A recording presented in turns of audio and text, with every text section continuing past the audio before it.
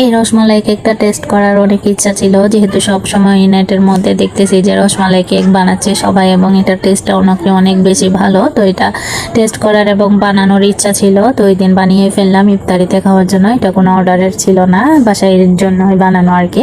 তো এটা দেখতে পেলেন আমি কেকের যে প্রথম লেয়ার দিয়ে ওইখানে সুগার সিরাপের বদলে হচ্ছে রসমালাই যে রসটা থাকে ওইটা দিলাম, এবং কিছু রসমালাই মিষ্টি হচ্ছে চিড়ে এখানে স্প্রেড করে দিয়েছি, যাতে করে প্রতিটা বাইটে কেকের হচ্ছে রসমালাইয়ের যে মিষ্টি এবং রসমালাই যে ফ্লেভার ওইটা পাওয়া যায়।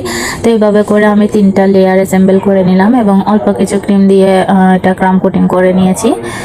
তো এটা আমি অফ স্ক্রিনে ভালোভাবে ফিনিশিং দিয়ে নিয়েছি। আসলে এটা তখন ক্যামেরা অন করার কথা মনে ছিল না, তো 2D নজল দিয়ে কিছু ক্রিম দিয়ে রোজেট বানিয়ে নিচ্ছি আর কি। সিম্পল ডেকোরেশন করেছিলাম, যেহেতু বাসায় খাওয়ার জন্যই করা, তো ডিজাইনের তেমন একটা প্যারা ছিল না।